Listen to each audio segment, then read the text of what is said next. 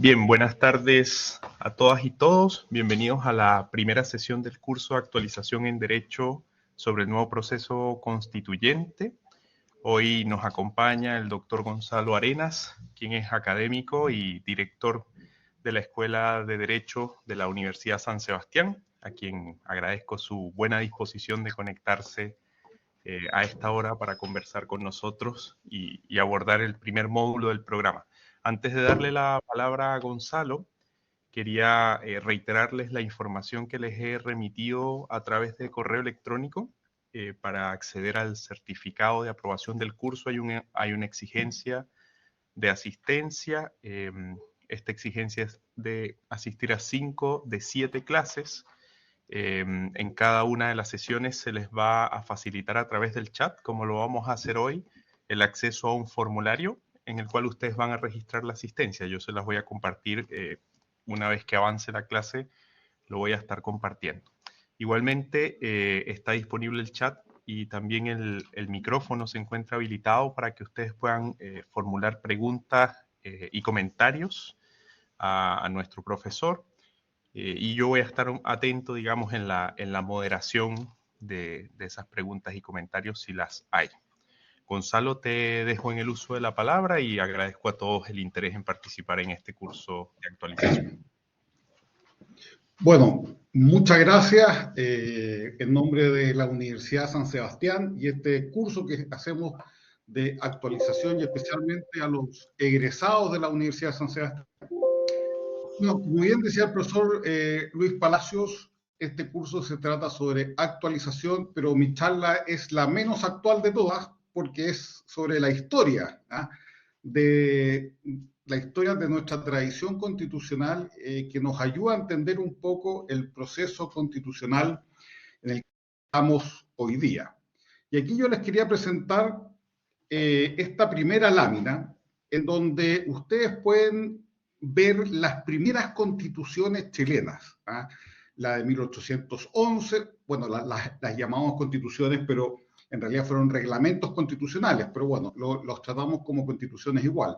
1811, 1812, la del 14, la del 18, que fue la primera que podríamos decir más permanente, la de 1822, que a veces no se menciona porque duró muy poco y nunca se pudo aplicar, pero bueno, pero estuvo vigente, y la de 1823, en esta primera parte. Y yo les quiero mostrar algo que ayuda a entender un poco lo que son las constituciones en nuestro país. Si ustedes se fijan en la columna más hacia la derecha, están las razones por las cuales surgieron cada una de estas constituciones. La de 1811, ¿no es cierto?, terminó y surgió la del 12 por el golpe de Estado de José Miguel Carrera. La del 12 terminó por la destitución de Carrera. La del 14 surgió por la reconquista española. La de 1818 nació también por presiones de la oposición a la asunción de O'Higgins, que querían limitar su poder. La de 1822 tuvo como origen, por parte de O'Higgins, de tratar de evitar su abdicación, su renuncia. La de 1823, ¿no es cierto?, tiene como origen también la caída de O'Higgins y terminó por un golpe de Estado o un golpe popular que se dice por parte de Ramón Freire en 1824. ¿A qué me refiero con esto entonces? ¿O qué quiero decir con esto? Que las constituciones no se elaboran en periodos de normalidad institucional. Y las constituciones, como son un acuerdo tan difícil de alcanzar y de establecer, tampoco son grandes acuerdos democráticos a los cuales se llega racionalmente conversando porque se ve un futuro mejor. Quizá en otros países podrá ser así, pero en el caso de Chile no es así. En el caso de Chile, todas nuestras constituciones han tenido un origen y un término traumático, y por lo tanto han sido presiones por parte de un sector u otro. Y eso tiene mucha importancia porque eso implica también que las constituciones en Chile nunca han tenido como origen grandes acuerdos políticos. todas las constituciones en Chile han sido impuestas por un bando vencedor en un conflicto constitucional determinado. Y esas dos características de que siempre han nacido en periodos de crisis institucionales y nunca han sido el acuerdo transversal, ¿no es cierto?, de todos, tanto el gobierno como oposición, tiene directa relación con lo que estamos viviendo hoy día. Porque nosotros, después del estallido social, y vivimos el tema de esta nueva convención constituyente, hicimos por primera vez en la historia de Chile el intento de llegar a un acuerdo democrático en base, ¿no es cierto?, a la discusión en donde estaban representados todos los sectores. ¿Y qué ocurrió? Fue un fracaso. Un fracaso porque no se pudo lograr esos acuerdos. Fue una constitución que impuso solo una visión, pero el punto está en que, si bien comparte las características de todas las constituciones en la historia de Chile de ser impuestas por un sector, ese sector no fue el triunfador de algo, no fue el triunfador de un conflicto. Y por eso es que la convención constituyente, la última convención constituyente, estableció un proyecto de constitución que simplemente no gustó y no logró los acuerdos requeridos. Siguiendo con el tema constitucional, además de estas primeras constituciones, que es el primer constitucionalismo chileno, nosotros tenemos tres grandes procesos constituyentes. La Constitución de 1833, la de 1925 y la de 1980. Y las tres también comparten las características de todas las constituciones anteriores del país en el sentido de haber tenido como origen un grave conflicto social, institucional, como guerras, golpe de Estado, etcétera, y haber terminado también violentamente. La del 33 se impuso después de la Guerra Civil de 1830.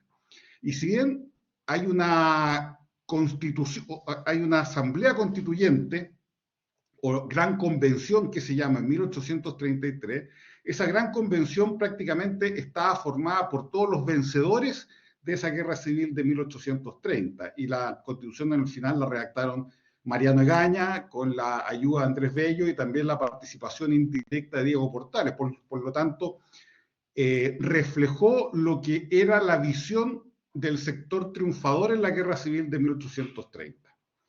Y esta constitución duró hasta la crisis social de 1924, que se inició, ¿no es cierto?, con el León de Tarapacá, y que produjo una gran inestabilidad en el país, que muchos lo han llamado como el periodo incluso de la segunda anarquía, y que consistió, ¿no es cierto?, en que incluso el presidente Alessandri tuvo que salir de Chile, quedó una junta de gobierno administrando el país. Después, bueno, por distintas razones, el presidente pudo volver y lo primero que hizo fue la necesidad de establecer una nueva constitución. Y por lo tanto, la constitución del 25 nace también con esas características. Y esta termina por un golpe de Estado, el golpe de Estado del 73, que originó el inicio de otro proceso constituyente que terminó con la Constitución de 1980. ¿Y cómo terminó la Constitución de 1980?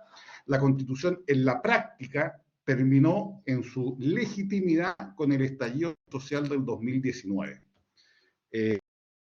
Y por lo tanto también la Constitución del 80 tiene esa característica de haber sido lapidada en el fondo por la opinión pública y por la gente en general, ¿no es cierto?, en su legitimidad por este estallido social y el acuerdo constitucional posterior a ese estallido. También les quiero que vean una cosa. Viendo la lámina anterior, siempre se ha tratado en Chile de darle un barniz de legitimidad a las constituciones. A pesar de haber sido impuestas, nuestro país tiene una larga tradición muy legalista y por lo tanto, incluso en los momentos más duros, siempre se trata de establecer algún barniz democrático. Si ven las primeras constituciones, se armaron algunas comisiones, una asamblea de corporaciones, comisión constituyente, hubo congresos constituyentes el 23, el 24, el 25, y también el 26. Después, si vemos en la siguiente, 73 también hubo una gran convención, la del 25 hubo una comisión consultiva, y la del 80 la comisión de estudios. Ninguna de ellas, ninguna de estas aparentes o aparentes procesos democráticos, en ninguno de ellos confluyeron todos los sectores políticos involucrados. En la comisión consultiva de 1925, que uno podría decir que fue quizás la más participativa, porque en el fondo habían representantes de todos los partidos políticos, al final se terminó imponiendo el proyecto que patrocinaba el presidente Arturo Alessandri, y con la amenaza velada del ejército. Ahí la gran discusión era sobre si establecer un régimen presidencial o seguir con el régimen parlamentario. Todos los partidos políticos querían seguir con el régimen parlamentario, el presidente era el único que quería el régimen presidencial, y al final logró imponer su voluntad con la amenaza casi expresa del ejército y el general Navarrete, que dijo que si las cosas volvían tal como estaban antes, el ejército iba a tomar ciertas medidas, una cosa así, fue como una amenaza velada, por lo tanto tampoco es que haya tenido una legitimación democrática muy grande. Entonces, aquí voy con esto, cuando se señala que la Constitución del 80 no es legítima por su origen, siguiendo ese criterio, ninguna Constitución en Chile ha sido legítima, porque ninguna Constitución en Chile ha sido acuerdo de un gran encuentro democrático en donde se expresen todas las visiones de un país. Siempre han sido imposiciones de un sector vencedor.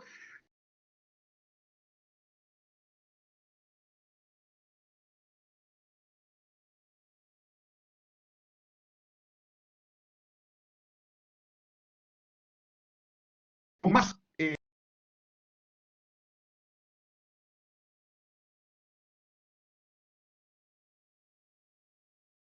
2019.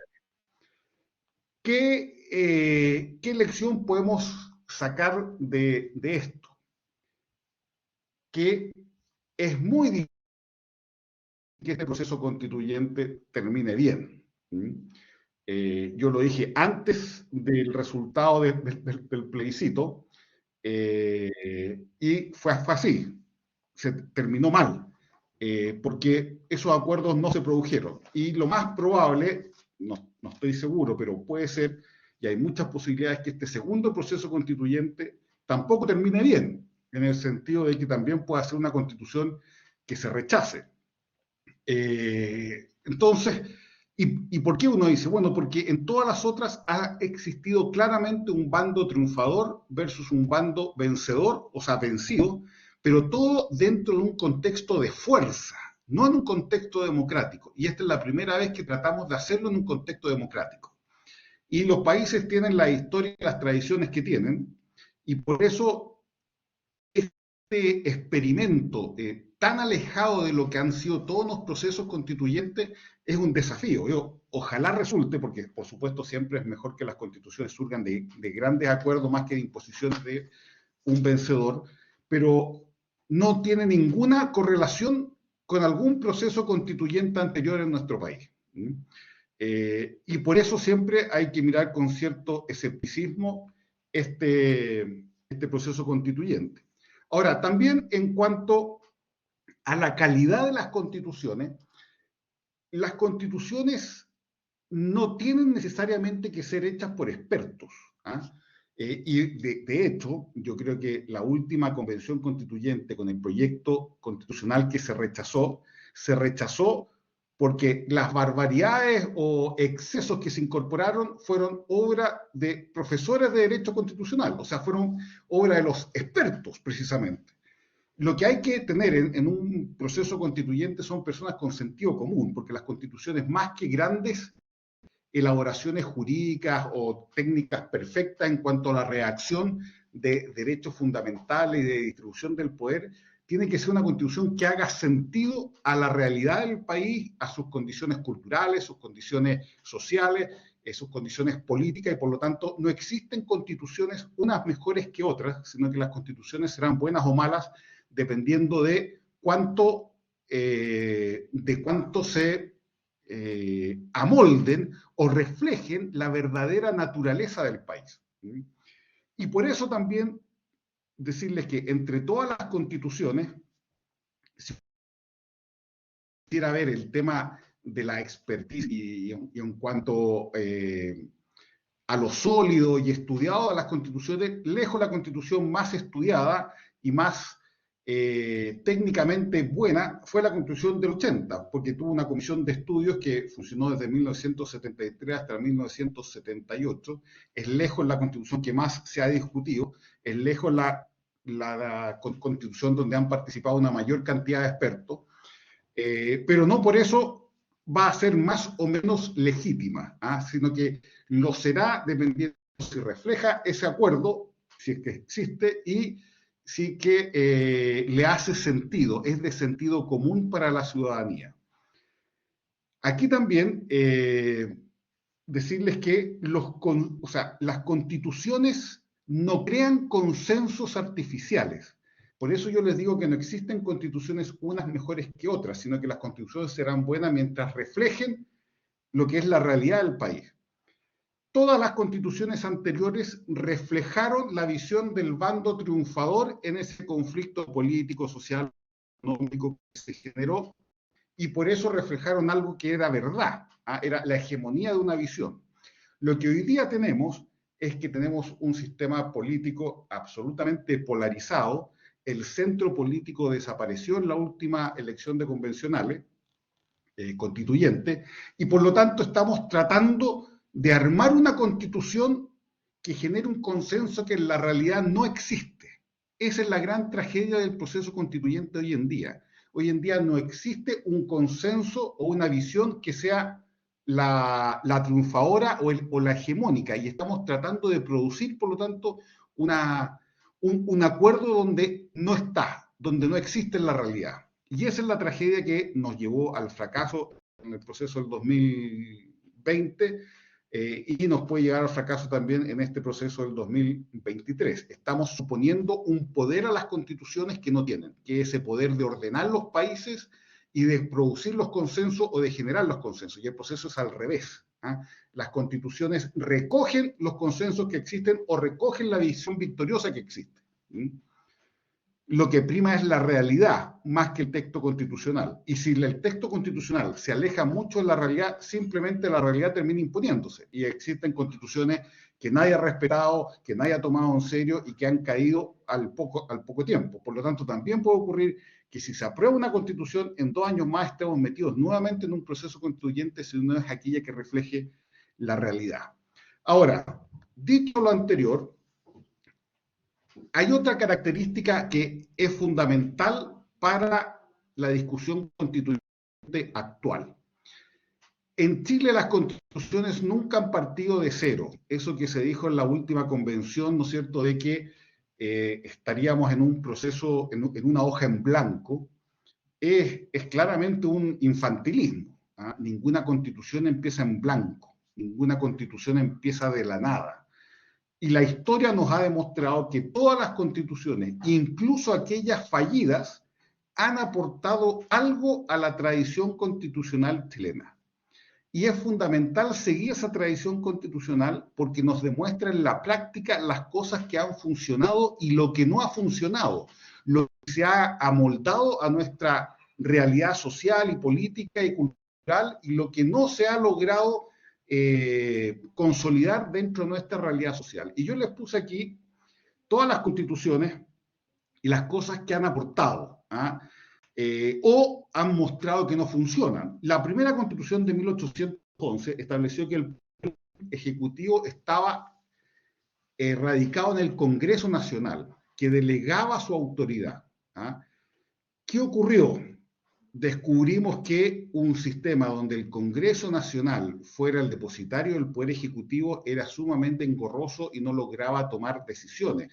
Y por eso lo fuimos modificando después a una junta gubernativa y después en 1814 a un Poder Ejecutivo absolutamente presidencialista en la figura del Director Supremo. Y nosotros, un Director Supremo que marcó quizás el inicio del presidencialismo en Chile. O sea, nosotros partimos con un poder ejecutivo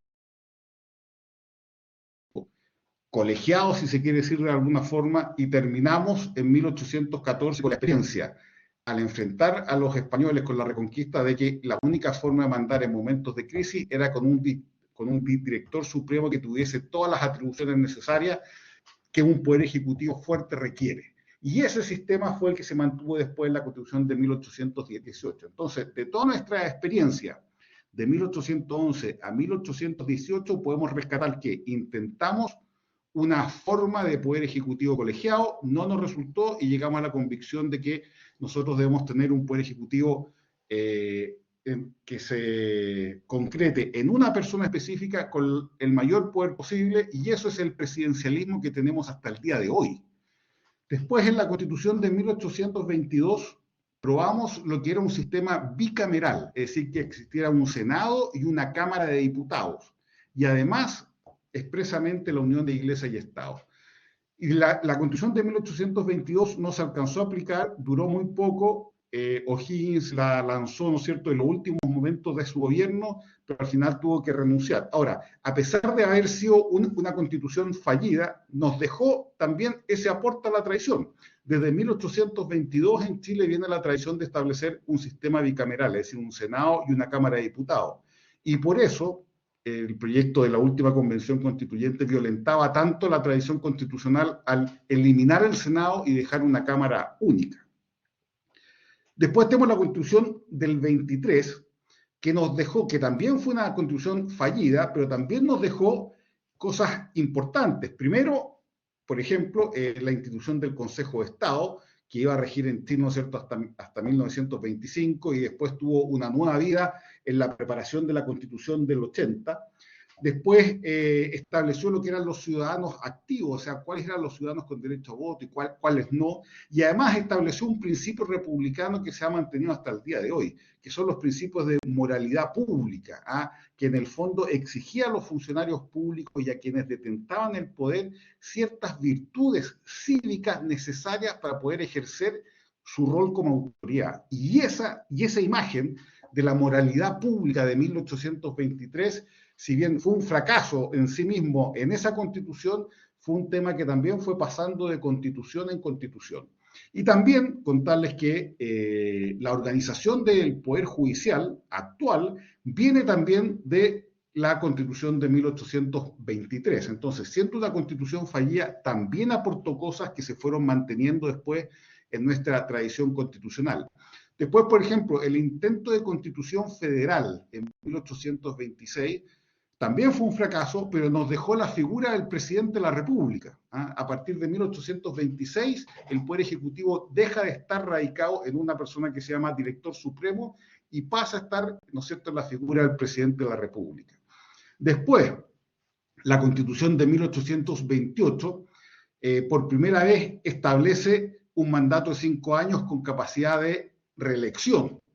Y además establece un Senado electo por asambleas provinciales y una Cámara de Diputados en elección directa. También tiene otra institución que se llama el poder de veto relativo en la tramitación de las leyes, que es la posibilidad que tiene el presidente de la República de oponerse a una ley que no lo convence. Y además establece por primera vez el principio de supremacía constitucional a través de la Corte Suprema. Por lo tanto, la Constitución del 28 también fue fallida, porque la votó la Guerra Civil de 1830, pero también nos aportó elementos fundamentales. Y la Constitución del 33, ¿por qué es tan importante y por qué podemos decir que ahí se inicia ya las grandes constituciones chilenas donde consolidan la tradición constitucional del país? Porque recoge todas las enseñanzas de la del 28, la del 26, la del 23, la del 22, hasta la de 1811. Y por lo tanto establece un sistema presidencialista con un presidente de la República con un largo listado de facultades especiales, establece el poder de veto absoluto al presidente, es decir, que si se opone a la promulgación de una ley, esta no puede ser ley, estableció los estados de excepción constitucional como el estado de sitio, estableció el Consejo de Estado, que venía desde la Constitución del 23, nos estableció como estado unitario. ¿Por qué? Por el temor que en 1826 se trató de imponer en Chile un sistema federal que tuvo alguna vigencia y que fue un desastre. Incluso las propias regiones pidieron suspenderle la aplicación del sistema federal y por lo tanto también aprendimos en un Estado unitario y centralizado, y también se estableció el principio del mínimo legal. Por lo tanto, esa Constitución del 23 es un primer gran buen resumen de nuestra tradición constitucional hasta esa fecha.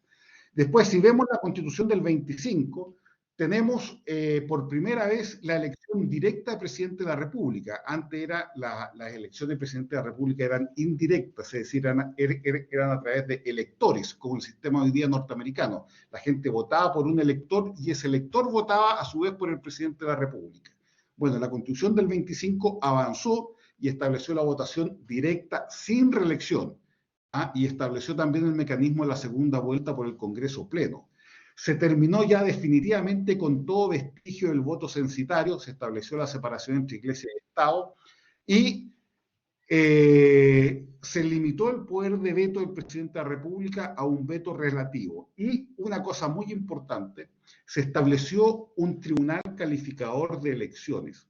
Hasta antes de la Constitución del 25 en Chile existía una forma de calificar las elecciones que era sumamente abusiva, que la hacían las respectivas cámaras. Es decir, la Cámara de Diputados calificaba las elecciones de los diputados y la Cámara de Senadores calificaba las elecciones de los senadores. Con lo cual, muchas veces se podían producir acuerdos entre partidos políticos para vetar a ciertos nombres, para que no asumieran como candidatos, obligar a repetir elecciones y por lo tanto se producía una especie de corrupción política gigantesca. Bueno, eso lo aprendimos a partir de la Constitución del 33 y lo concretamos en la Constitución de 1925. Es decir, aquí nuevamente recogemos toda nuestra experiencia y además solucionamos los problemas que descubrimos en la Constitución anterior. Eso es una tradición, una tradición constitucional sabia. Y después de la Constitución de 1980, aprendimos que la intervención del Estado con la Constitución del 25 podía ser excesivo y se estableció el principio de subsidiariedad, aunque en ningún momento, en ningún artículo de la Constitución se señala expresamente el principio de subsidiariedad. Este se concluye a partir de ciertas disposiciones. Se estableció el orden público económico por primera vez, se estableció el recurso de protección, se estableció la supremacía constitucional a través de un tribunal constitucional que ya se había establecido por una reforma en 1971. La Contraloría General de la República Independiente, que también había estado en reforma a la Constitución del 25, el Consejo de Seguridad Nacional, que era nuevo, y un Banco Central autónomo, porque una de las cosas que aprendimos también es que la emisión de billetes, cuando está en el poder político, siempre termina generando inflación excesiva. Por lo tanto, aprendimos también de la experiencia y toda la política monetaria la sacamos del control de la política contingente y la pusimos en un órgano autónomo, como el Banco Central. Es decir, miren hacia atrás, todas las constituciones, y la del 80 principalmente, recoge todas las cosas buenas que funcionaron en todas las constituciones anteriores, deja de lado las cosas que vimos que no funcionaron en la aplicación práctica, y además establece nuevas soluciones para problemas nuevos que se generaron durante la aplicación de la Constitución anterior. Es decir, cuando hablamos de tradición constitucional, hablamos de un conjunto de normas, de principios, de leyes que han sido probadas en el tiempo para bien, para mal, y problemas nuevos que han ido surgiendo en la aplicación de cada una de las constituciones, que nos hace con que nuestras constituciones se vayan perfeccionando en cada uno de esos intentos constitucionales. Ahora les puse un signo de interrogación porque no sabemos qué va a ocurrir con la nueva constitución. No sabemos si va realmente a tener o a mostrar avances con lo que eran nuestras constituciones anteriores o incluso retrocesos. Y aquí yo les quiero mostrar, por ejemplo, lo que intentaba como sistema político el proyecto constitucional de la Convención Constituyente que se rechazó. Establecía lo que se puede llamar una especie de círculo de la hegemonía. Nosotros en nuestra tradición constitucional tenemos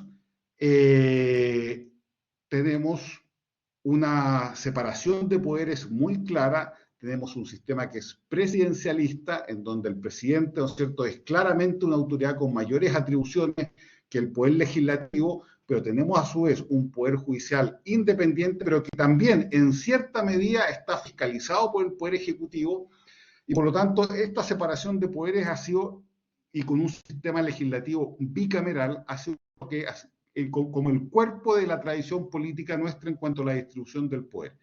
¿Qué quiso establecer la Constitución nueva? Bueno, un cambio radical en este sistema y establecer un poder político radicado en un Congreso de Diputados, es decir, en un Congreso unicameral. Es decir, pasábamos a ser una especie de un poder ejecutivo asambleísta. Volvíamos a la experiencia fracasada de nuestra primera constitución en 1811, cuando se trató también de que el poder ejecutivo radicara en una asamblea unicameral, y que por lo demás también fue el intento de reforma constitucional que se intentó o que se propuso alguna vez en el programa de gobierno de la Unidad Popular y formaba parte del proyecto de reforma constitucional de Salvador Allende. Ahora, ¿cuál es el problema de esto? Es que aquí ya no tenemos una separación de poderes, tenemos una concentración de poder, y por eso lo llamamos el círculo de la hegemonía, porque indirectamente este Congreso unicameral debilitaba la figura del presidente de la República, establecía mecanismos de democracia directa, establecía un derecho a educación ambiguo y sin protección legal, una libertad de prensa intervenida, tenía capacidad de entrometerse en las políticas de defensa militar y seguridad pública, también debilitaba los órganos autónomos porque tenía injerencia en esos órganos autónomos, en la Contraloría, en el Ministerio Público y en la Corte Constitucional, y además tenía injerencia en el Poder Judicial a través del Consejo de la Justicia, y no solamente el Poder Judicial, sino que a través también del Consejo de la Justicia con la justicia electoral. Es decir, toda la lucha de casi 200 años que habíamos tenido en Chile por configurar poderes, una separación de poderes efectivo que permitiera que el poder no se concentrara en una única autoridad, en esta reforma constitucional se hacía trizas, y por lo tanto lo que tuvimos es por primera vez lo que pasó en Chile, que fue un retroceso constitucional. Por primera vez íbamos a tener una constitución peor a todas las otras constituciones que habíamos tenido anteriormente. ¿Y por qué? Porque estaba impregnada esa visión ideológica que había que partir de cero, que había que concentrar el poder, que el poder tenía que dejar de ser presidencialista y pasar a ser asambleísta, y por lo tanto constituyó, y eso fue un riesgo grande, un retroceso democrático en Chile. Por suerte, toda la ciudadanía votó en contra, pero simplemente fue algo que por primera vez nos volvía atrás, era un retroceso. Es decir, no habíamos aprendido nada de nuestra tradición política, íbamos remando en contra de nuestra tradición política y por lo tanto retrocedíamos democráticamente muchos años, y yo creo que la ciudadanía se dio cuenta de ese retroceso democrático y de este círculo de la hegemonía que se trataba de imponer, bueno, y se rechazó. Ahora, decirles también que habíamos dicho en un principio que todas las nuevas constituciones se asociaban a periodos de crisis. Y aquí les quiero mostrar un poco cuáles han sido las grandes crisis constitucionales que han existido en Chile. ¿Y por qué les quiero mostrar esto? Porque nunca una crisis constitucional en Chile se ha resuelto de un año para otro ni en una cantidad de tiempo breve. Y por lo tanto, uno puede pensar que el intento de solución constitucional que vamos a tener este 2023 no necesariamente implique el fin de la crisis constitucional. Estamos hablando que puede existir una constitución, aprobada por poco, etcétera, lo que sea, pero eso no implica que la existencia de esa constitución pare lo que es la crisis constitucional subyacente, y que es que no existe un acuerdo de futuro de cómo se avanza institucionalmente un país. Y por ende, si uno ve la historia hacia atrás, tenemos la primera gran crisis constitucional entre 1823 y 1833, duró 10 años, guerra civil entre medio, cerca de 30 gobiernos distintos, hasta que llegamos a consolidarnos en la Constitución de 1823. Después, el tema de la Constitución del 25, si bien lo resolvimos en un año y dictamos una Constitución en un año, solo se demoró 7 años en poder tener una aplicación práctica, efectiva, en 1932, en el segundo gobierno de Arturo Alessandri. Lo mismo ocurrió en la tercera gran crisis constitucional, en 1973. Nos demoramos 7 años en tener un texto constitucional único y además que sufrió importantes reformas, quizás la Constitución más hasta 1989, porque no logró calmar esa crisis constitucional con la cual se vivía. Y la última crisis, que es la iniciada en el 2019, estamos, y por eso les puse un signo de interrogación, estamos en duda si es que va a lograr solucionarse ahora. Generalmente se solucionan dándose muchos porrazos, y yo creo que todavía no nos damos todos los porrazos hasta lograr ese gran acuerdo constitucional, porque nuevamente, les repito, quiero que distingan entre la constitución que se escribe y la crisis constitucional subyacente. Puede existir la constitución, como la del 25 o como ahora, pero si la crisis constitucional que está debajo, que es en el fondo la crisis política y social que trata de dar solución, no se resuelve de fondo, esa constitución puede durar 2 años, 3 años y volvemos a la misma crisis constitucional de antes. Es decir, aquí también tenemos que ver en perspectiva histórica. Ahora, ojo, yo no creo en el determinismo histórico, ¿ah? O sea, no porque haya ocurrido antes tiene que ocurrir necesariamente igual. Los seres humanos son libres, en última instancia son libres y siempre son posibles de actuar de otra manera. Lo que yo les estoy mostrando son las grandes tendencias que hemos tenido como país, ¿ah? Y que por lo tanto nos pueden dar claves para entender el futuro. Pero no es que esté prediciendo el futuro, la historia nunca predice el futuro, la historia lo que da son elementos o herramientas de análisis que permiten interpretar en el largo plazo los problemas actuales y ver, ¿no es cierto?, posibles soluciones. Puede ser que la crisis constitucional en Chile se solucione este 2023 a fin de año, puede ser. Ahora, ¿qué nos ha dicho la tradición hacia atrás?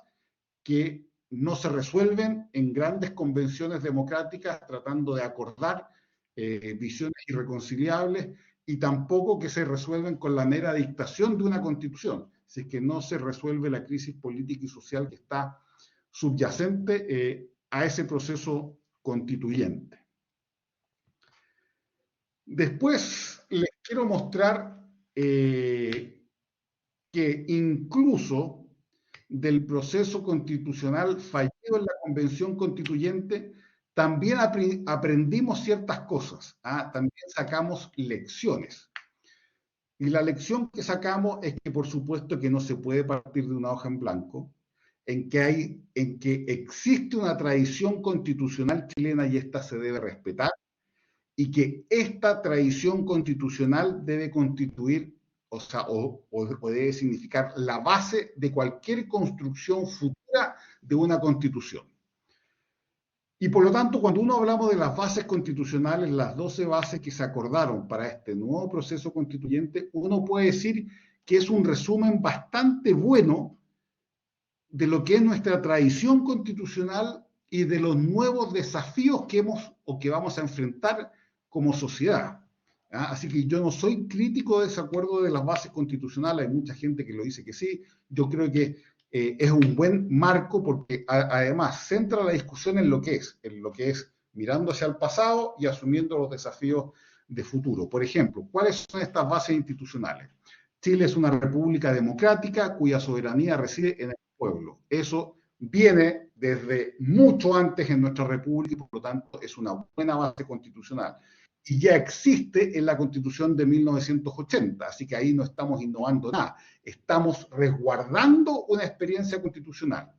También que el Estado de Chile es unitario y descentralizado, eso también es una experiencia constitucional de mucho antes, que existe también en la actual Constitución del 80 y por lo tanto aquí también estamos resguardando una tradición y una enseñanza constitucional de años en nuestro país. La Constitución anterior, o el proyecto constitucional rechazado, quería terminar con el Estado unitario chileno y pasar a ser una especie de Estado regional, que es un intermedio entre Estado unitario y Estado federal. Por eso la necesidad de que estuvieran estas bases constitucionales. Además, un tercer elemento que señala que la soberanía tiene como límites la dignidad de la persona humana y los derechos humanos reconocidos en los tratados internacionales y ratificados por Chile que se encuentren vigentes. Y además que la Constitución debe consagrar que el terrorismo en cualquiera de sus formas es por esencia contrario a los derechos humanos. Esta también es una norma que no es una innovación, que no es algo que no exista, es lo que está establecido como límites a la soberanía en la actual Constitución y ha sido también fruto de nuestra experiencia constitucional, ¿ah? Que la soberanía tiene límites. Las constituciones no son simplemente que las mayorías puedan hacer cualquier cosa. Cuando una constitución permite que un sector o una mayoría incluso pueda hacer cualquier cosa, ya no es una democracia liberal en el sentido que la entendemos en Occidente, sino que es una democracia hegemónica. Por eso cuando uno dice todo el poder para el pueblo, ojo, eso no es una democracia. Una verdadera democracia, ¿qué dice? Todo el poder para nadie. ¿Ah? Una democracia verdadera es la que limita todo poder, incluso el poder de las mayorías. Y por eso ese número tercero en las bases constitucionales consideramos que es algo sano y bueno.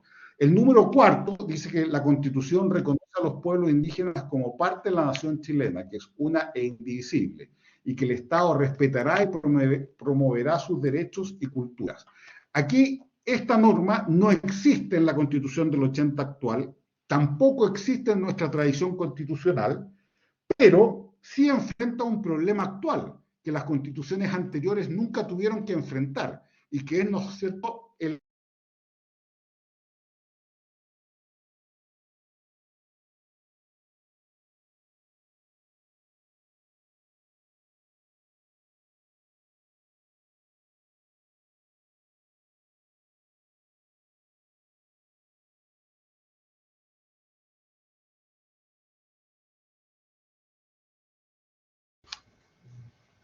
Esperemos unos minutos que se está reconectando el profesor Arenas.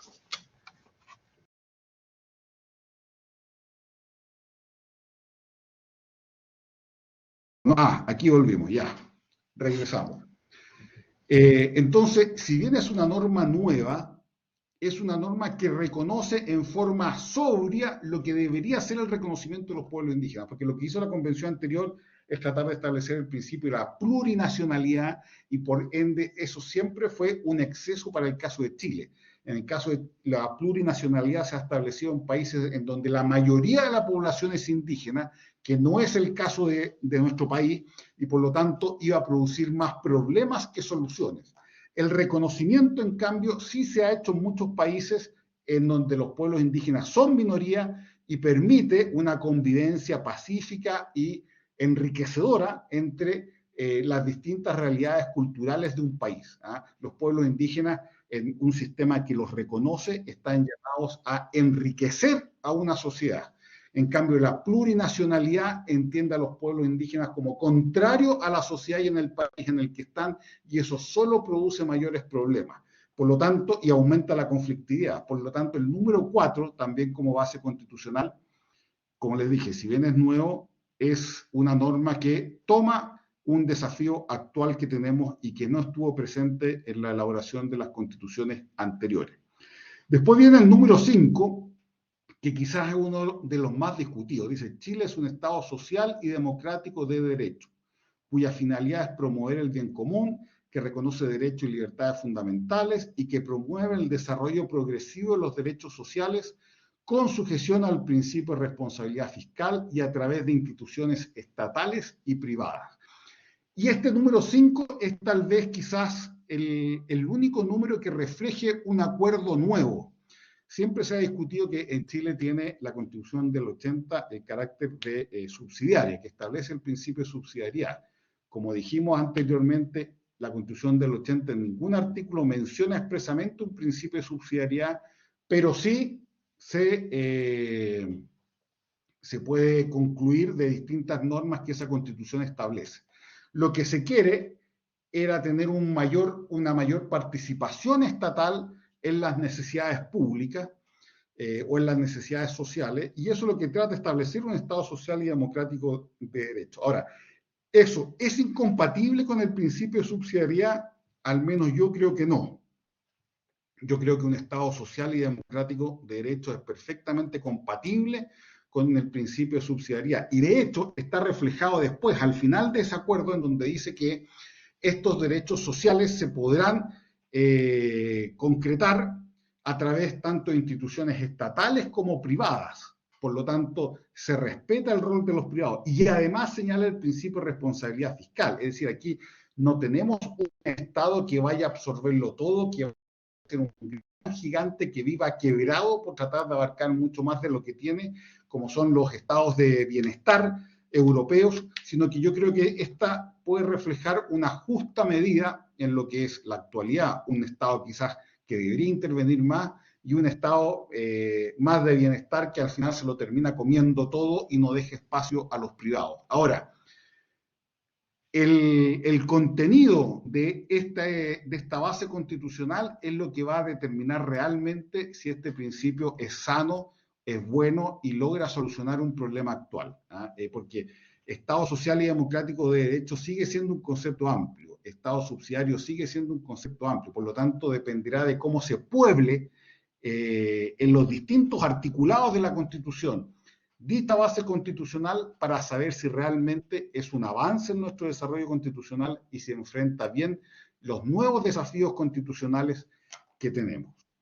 Después el número 6, que establece que los emblemas nacionales son la bandera, el escudo y el himno nacional. Eso, por supuesto, está en nuestra actual Constitución y por lo tanto no hay mayores novedades en eso. Después el número 7 establece lo que es la protección de la separación de poderes en Chile ante este intento del proyecto constitucional anterior de establecer lo que les había mostrado en la lámina anterior, como círculo de la hegemonía.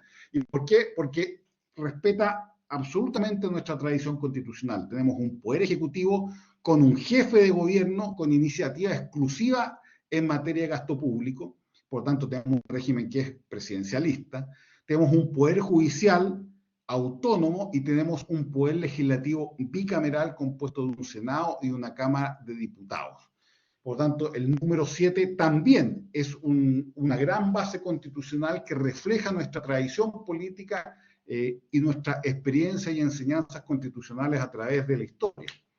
También, otra cosa que hemos aprendido a partir de la Constitución del 25, que es la necesidad de consagrar órganos autónomos en la Constitución.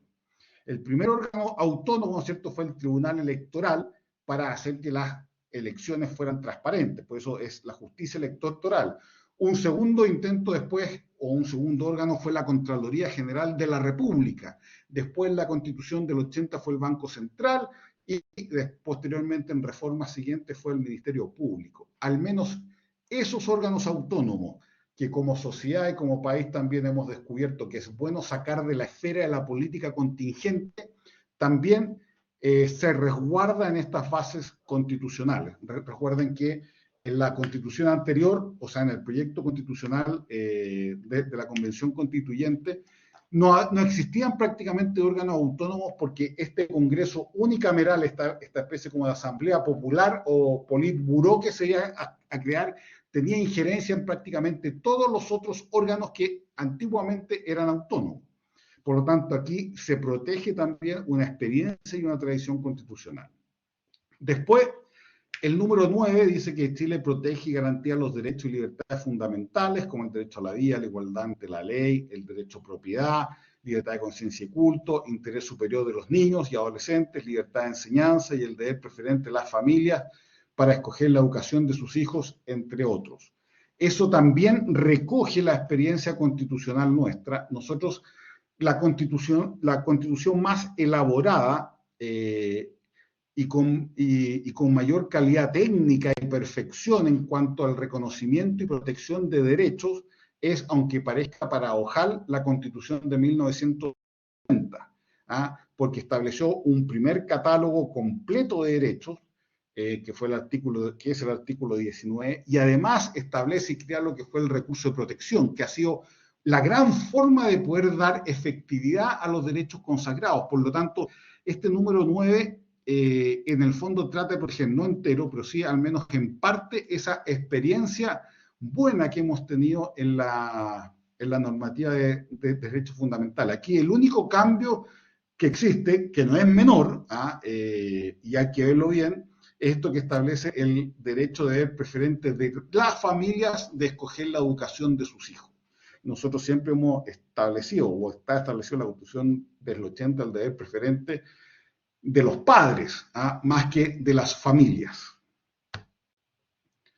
Y por último, tenemos los tres últimos. El 10º, que Chile consagra constitucionalmente la subordinación del poder civil, o sea, la subordinación al poder civil de las Fuerzas Armadas de Orden y Seguridad, con una mención expresa a carabineros e investigaciones. Eso es un tema que ya existe. También fue un intento en el último proyecto constitucional de no dejar en un capítulo especial a las Fuerzas Armadas y de Orden, y la nueva Constitución sí tiene que consagrar ese capítulo especial. Por lo tanto, también es la protección de una tradición nuestra que hemos aprendido como país. Después, el número 11, la Constitución consagra a lo menos 4 estados de excepción constitucional: el de asamblea, el de sitio, el de catástrofe y el de emergencia, que es más o menos la regulación que está actualmente. Nosotros, en cuanto a estados de excepción constitucional, hemos tenido una larga tradición desde 1833, que estableció el primer estado constitucional, que fue el estado de sitio, y cuyo efecto, miren el efecto que era, se suspende la aplicación de la Constitución. Así de claro, o sea, no era que se limitaran ciertos derechos, no. Se suspende la vigencia absoluta de la Constitución y el presidente pasa a ser una especie de dictador. Más o menos copiando lo que era la tradición de la República Romana. La República Romana establecía que en casos, o sea, la República Romana siempre se gobernaba con autoridades colegiadas, y la máxima autoridad eran los cónsules, que eran 2. Cuando tenía un periodo de emergencia y se necesitaban tomar decisiones drásticas y rápidas, en Roma se suspendía todas las magistraturas republicanas y se pasaba, ¿no es cierto?, a tener un poder total, lo que era el dictador, que duraba 6 meses para solucionar ese problema de emergencia, y después sus poderes volvían a las magistraturas ordinarias o republicanas. Y eso más o menos trató de copiar la Constitución del 33, pero después se fue perfeccionando, fueron aumentando los estados de excepción, se fueron dividiendo según la emergencia que trataban de enfrentar, y además se fueron limitando los efectos en pérdidas de derechos que tuvieron. Por lo tanto, hay toda una larga tradición constitucional de la cual hemos aprendido, y que esta número 11 también trata de mantener y proteger. Así que es una buena base constitucional. Y por último, la 12ª base, que Chile se compromete constitucionalmente al cuidado y la conservación de la naturaleza y su biodiversidad. Esto también es un desafío nuevo. Nosotros, por supuesto, en las constituciones anteriores prácticamente no teníamos normas relacionadas con el medio ambiente. La del 80 algo incluyó con el derecho a vivir en un medio ambiente libre de contaminación, y estableció la posibilidad de que en algunos aspectos se pudiese ejercer ese derecho a través del recurso de protección. Pero sin duda que es un desafío nuevo. Por lo tanto, también es algo que tenemos que enfrentar, y yo creo que esta forma en que está establecido en la base número 12 es bastante acertada y prudente. Por lo tanto, de estas 12 bases constitucionales, les quiero mostrar, todas ellas están destinadas a preservar las cosas más valiosas de nuestra tradición constitucional, y las nuevas bases, o sea, las bases que no estaban recogidas en nuestra tradición constitucional, buscan resolver problemas nuevos y reales. Por ejemplo, la base número 5, que establece el Estado social y democrático de derecho; la base número 12, que establece, ¿no es cierto?, cómo tenemos que enfrentar todo este tema de la conservación de la naturaleza y su biodiversidad; y también la base número 4, que establece el reconocimiento de los pueblos indígenas. Es decir, de las 12 bases, 9 son parte de nuestra tradición constitucional, y por lo tanto deben estar, y son buenas bases, y 3 se refieren a problemas nuevos, que son la injerencia del Estado en la solución de derechos, en procurar derechos sociales, reconocimiento de pueblos indígenas y el medio ambiente, que son problemas que existen, no son problemas inventados, son parte de la discusión constitucional y por lo tanto, creo yo, son buenas bases. Uno quizás podría discutir si se debió ocupar un término u otro, pero en general son 12 bases que permiten llegar a un acuerdo constitucional importante. Ahora, ¿eso implica que tenemos asegurado que se va a aprobar la nueva constitución? No, porque como ya les dije, este proceso constitucional es absolutamente distinto a todos nuestros procesos constitucionales anteriores. Y por lo tanto, que se vaya a tener una solución constitucional de aquí al 2000, a fin de año, que es el nuevo plebiscito, es difícil, y si se logra, es difícil su permanencia en el tiempo si es que no refleja una realidad. Y la realidad hoy día es que no existe consenso constitucional en la ciudadanía y menos en las fuerzas políticas. Bueno, eso es más o menos en una hora lo que yo les quería contar y vamos a dejar 30 minutos para las preguntas, las dudas, la discusión, bueno, y todo ahí lo que diga el profesor Palacio que tenemos que hacer, pues. Muchas gracias, Gonzalo. En tiempo perfecto. Ya hay algunas preguntas que han formulado a través del chat. Nos preguntan, ¿existe durante la tradición constitucional chilena gran influencia de otros países de Latinoamérica o fueron más bien aportes que se desarrollan en Chile? Sí, nuestras primeras constituciones copiaron bastante lo que eran experiencias europeas. Nosotros tuvimos influencias, por ejemplo, Mariano Egaña y Andrés Bello vivieron mucho tiempo en Inglaterra y por lo tanto eran admiradores del sistema inglés. La Constitución del 33 reflejó mucho ese sistema inglés. También de las constituciones francesas, por Revolución Francesa, también hubo elementos ahí que especialmente Mariano Egaña rescató. Y por último, también tuvimos influencia, bueno, de la Constitución republicana, quizás por excelencia, que fue la Constitución norteamericana. Es decir, nosotros hemos tenido, sobre todo en el primer periodo constitucional, experiencias de constituciones extranjeras, pero siempre con la sabiduría de amoldarlos a la realidad nacional. Por lo tanto, no podemos decir que son copias de copiar y pegar, sino que son influencias que nos han ayudado cuando recién empezamos como República Democrática a establecernos.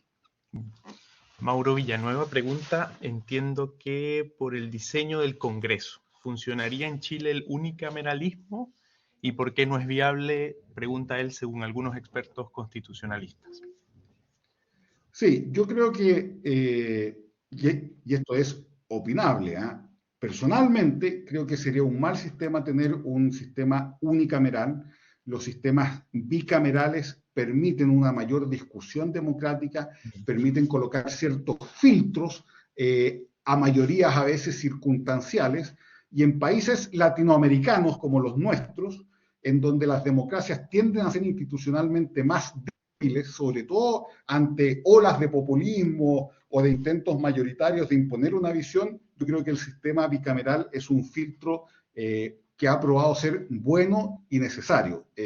Por ejemplo, en Perú había un sistema bicameral, después con la reforma de Fujimori, si no me equivoco, se hizo unicameral, y hoy día, al menos lo que yo he conversado con varios diputados peruanos, lo único que quieren es volver a un sistema bicameral, porque lo unicameral en un país como Perú ha demostrado que pueden ser o que pueden generar ciertas como revoluciones institucionalizadas rápidas en donde nadie discute mucho, nadie piensa mucho y se sacan soluciones que después se demuestra el tiempo que son atarantadas o son rápidas o son incluso que pueden afectar la democracia. Por lo tanto, una discusión más pausada y que comprenda a distintas personas siempre va a ser quizás mejor. Por ejemplo, si no me equivoco, la Constitución del 23 o del 28, no lo recuerdo bien, establecía que todas las normas tenían que ser aprobadas o discutidas en sesiones en distintos días. ¿Por qué? Porque siempre sospechaba de que algo se acordara rápido y entre cuatro paredes. Entonces, exigía que si se había acordado algo, se tenían que esperar 2 o 3 días a una sesión siguiente para confirmarlo, porque ahí cuando pasan las pasiones, en general, se puede ver con mayor claridad, y yo creo que el sistema bicameral ayuda a eso. Les recuerdo que igual pueden hacer uso de la palabra, está habilitado el micrófono para quienes así lo desean, y el chat también. También en el chat se encuentra el formulario para que accedan al control de asistencia. Hay una pregunta, Gonzalo, de Matías López, ¿no? Tú referías algo en la exposición ya. ¿Cuáles son los aspectos negativos del Estado social y democrático de derecho? Y agrega, ¿se podría convivir el Estado subsidiario y el Estado social democrático de derecho? Yo creo que pueden coincidir, pero lo malo o lo bueno no lo sabemos todavía porque hay distintas formas de entender el Estado democrático, social y democrático de derecho. Existe una fórmula alemana, existe, bueno, de otros países, etcétera, con más o mayor con más o menos participación desde el Estado o de los privados. Por lo tanto, lo que establece la base constitucional hoy día es como un título, ¿ah? Pero solamente vamos a saber si está bien o mal cuando se redacte en forma definitiva y veamos, ¿no es cierto?, cómo se concreta ese principio. En general, en lo que fue el proyecto que salió de la comisión de expertos, yo creo que hace una reacción prudente, ¿ah?, del principio de un Estado social y democrático de derecho junto con el principio de subsidiariedad. Yo creo que permite una convivencia sana, pero hay que ver cómo sale al final el texto definitivo que se va a aprobar. Claro, te agradecen por la exposición, señalan que está buenísimo el recuento histórico, piden la PPT, luego lo coordinamos para que me la compartas y yo la hago llegar a los participantes. Aldo José Herrera pregunta, ¿hay alguna consecuencia jurídica respecto a sobre quién recae la soberanía? Y señala, en la Constitución de 1980 la soberanía reside esencialmente en la nación. En el borrador se señala que la soberanía reside en el pueblo. ¿Tiene esto alguna consecuencia jurídica, entendiéndose que la nación comprende generaciones pasadas, presentes y futuras, así como elementos culturales? Pregunta Aldo José Herrera. Sí, bueno, esa es una gran pregunta, que ha generado bastante discusión. A mí me gustaba la fórmula antigua, ¿no es cierto?, que reside en la nación. Que reside en el pueblo, no sé todavía si va a tener consecuencias jurídicas o no. Yo tiendo a creer en un primer momento que no, y que solamente dice relación más quizás con una visión de Estado o con una visión de sociedad distinta. Yo creo más en el concepto de nación, pero no podemos saber todavía si el día de mañana esos conceptos el cambio a concepto de pueblo va a generar algo distinto, ¿no? Porque la gracia de ocupar conceptos conocidos y tradicionales en las constituciones es que uno tiene toda una interpretación constitucional hacia atrás y también internacionalmente que a uno lo ayudan a concretar esos conceptos. Este va a ser un concepto nuevo que no sabemos cómo se puede interpretar el día de mañana. Creo yo que no debería haber problema, pero bueno, la creatividad y la imaginación de los abogados es infinita. Como dicen, donde hay dos abogados, hay tres opiniones. Entonces, es difícil ver, pero efectivamente es una diferencia. Yo encuentro que es una mala diferencia. Yo habría dejado el término de nación. Christian Werner nos pregunta, ¿el Estado de Chile es unitario y descentralizado? ¿Usted considera que se seguiría aplicando de la misma forma en nuestro país o proyecta alguna innovación respecto a la descentralización? Yo creo que mira, siempre Chile se ha declarado descentralizado y nunca ha sido realmente descentralizado. O sea, siempre hemos tenido como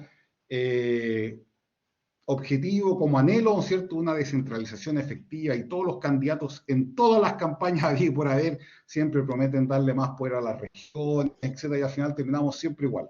Lo único grande que se ha hecho en el último tiempo sobre descentralización fue la elección de los gobernadores, que se va a mantener en el nuevo texto constitucional. Yo creo que el resto se va a mantener más o menos igual. Ahora, lo que sí es que las normas que regulan los gobiernos regionales en Chile establecen un procedimiento paulatino de traspaso de atribuciones desde el poder central hacia el poder regional. Por lo tanto, en la aplicación práctica el día de mañana podemos tener cambios importantes, pero va a ser fruto, y eso es lo bueno, de una práctica, va a ser visto caso a caso, porque habrán gobiernos regionales más eficientes que otros, y por lo tanto con eso se asegura un cierto orden. Ahora, sí hay un tema que está en la Constitución, que a mí personalmente me molesta un poco y que es súper opinable. Aquí yo no le estoy diciendo que sea bueno o malo, pero que es la descentralización fiscal, que se establece en el borrador de la Comisión de Expertos y que en el fondo que los municipios y los gobiernos regionales manejen sus propios recursos, sus propios impuestos y puedan endeudarse. Creo yo que en países como el nuestro, que no tiene una tradición descentralizada ni federal, etcétera, solo va a llevar a que se endeuden y muchos de ellos en forma quizás irresponsable, porque uno ahora puede colocar ciertos criterios o limitaciones, pero esas limitaciones, si está ya la facultad, cada vez se van a ir reformando para darles mayor ampliación y por lo tanto yo creo que se va a producir un desorden fiscal grande. Por eso personalmente no estoy a favor de eso, pero como les digo, es un tema discutible. Pregunta Felipe Rivera, ¿cómo ha sido la regulación de las Fuerzas Armadas en la tradición constitucional chilena y cómo considera que quedó el título dedicado a dicha institución en el anteproyecto constitucional? Y te agradece la exposición. Yo creo que quedó bien. Nosotros solamente la Constitución del 80 fue la primera que estableció un capítulo especial sobre las Fuerzas Armadas. Antes solamente tangencialmente se mencionaba a las Fuerzas Armadas.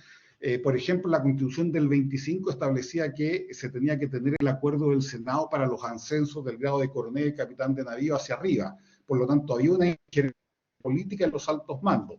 La Constitución del 80 terminó con eso. Esta Constitución tampoco lo tiene porque eso demostró en la práctica ser bastante malo porque metía a las Fuerzas Armadas y al alto mando en una discusión política que los podía llevar a deliberar o que no era sano para el sometimiento del poder militar al poder civil. Yo creo que en la Constitución que salió del proyecto de expertos sí respeta más o menos todo lo que fue la Constitución del 80 y ese aprendizaje, por lo tanto creo que está relativamente bien.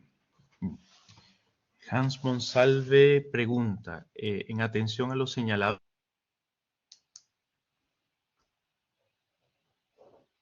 ¿Aló? ¿Sí? ¿Me escuchas? Sí. Se quedó pegado, así que repíteme la pregunta. Ya, te pregunta Hans si basta que una constitución sea democrática para ser legítima. Buena pregunta. La legitimidad es más que la calidad de un texto. La legitimidad implica necesariamente que la mayoría de la población acepta esa norma como la más adecuada para la convivencia nacional y que por lo tanto está dispuesta a respetarla, incluso si no se la exigieran. O sea, incluso si no hubiese sanciones por el no respeto, la mayoría de ese país considera que es lo adecuado. Es decir, la legitimidad es como el principio de autoridad de una norma. Es decir, que esa norma es parte del sentido común, es parte de un acuerdo amplio y por lo tanto la gente la reconoce como tal sin necesidad de que lo obliguen. Y por lo tanto, ¿puede ser una constitución democrática sin tener legitimidad? Sí, efectivamente. Si yo hago una constitución entre cuatro paredes, podrá ser la perfección de la democracia, pero si la impongo de un día para otro, por supuesto que va a carecer de la legitimidad necesaria para ser reconocido por todos los ciudadanos como la Carta Fundamental. Mauro Villanueva pregunta, ¿en un momento se pensó absorber la labor del Tribunal Constitucional por la Corte Suprema? ¿Ambos órganos son compatibles en una eventual fusión? Y añade, ¿cuál es la diferencia del Tribunal Constitucional creado por Frei Montalva en 1970 con el Tribunal Constitucional derivado de la Constitución del año 1980, 2005? Ahí. Sí. Bueno, la forma en que se hace carne el respeto del principio de superioridad constitucional tiene muchas formas.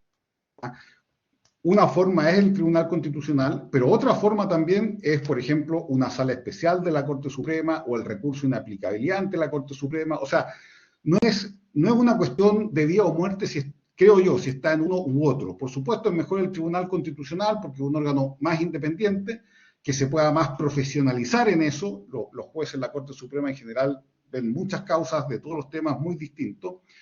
Pero cualquiera de las dos soluciones es legítima y buena, ¿ah? Y se ocupa en distintos países. En algunos casos es la Corte Suprema, en otros casos es el Tribunal Constitucional. Ahora, el Tribunal Constitucional actual, comparado con el que se hizo para lo que se llamó el Estatuto de Garantías Democráticas, tiene el mismo fin, pero ese Tribunal Constitucional tenía mucho menos atribuciones que el actual. Claramente el Tribunal Constitucional de la Constitución del 80 era mucho más robusto, tenía incluso capacidad, ¿no es cierto?, de revisar la constitucionalidad en forma preventiva, es decir, cuando los proyectos se estaban discutiendo, ni siquiera ya cuando eran ley. Por lo tanto, era mucho más fuerte que el anterior.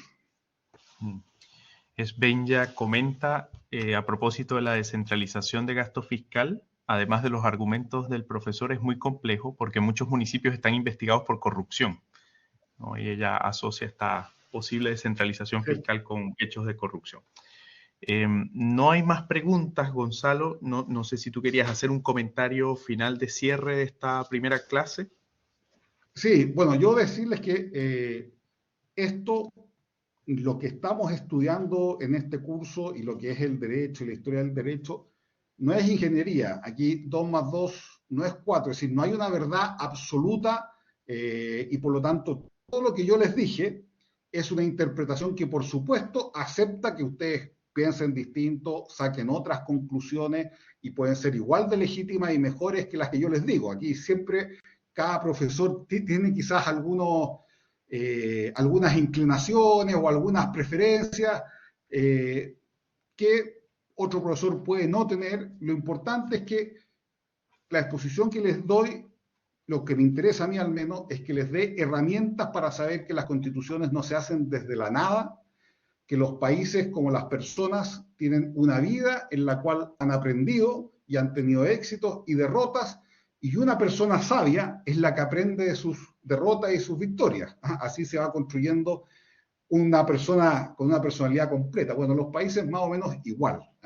Esto de empezar de una hoja en blanco o de no ver toda nuestra historia hacia atrás, siempre va a ser un sistema, y por eso siempre es bueno que en toda esta discusión constituyente miremos nuestro pasado, miremos lo que ha funcionado, lo que no ha funcionado, y desde esa perspectiva miremos el futuro y los nuevos desafíos que tenemos.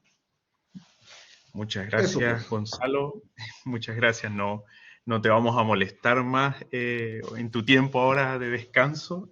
Agradecerte, sí, la excelente clase con la cual partimos el curso de actualización en Derecho, y dejar invitados a los participantes. Recuerden que mañana a las 6 de la tarde se va a llevar a cabo el segundo módulo. Entonces les pido que estén atentos.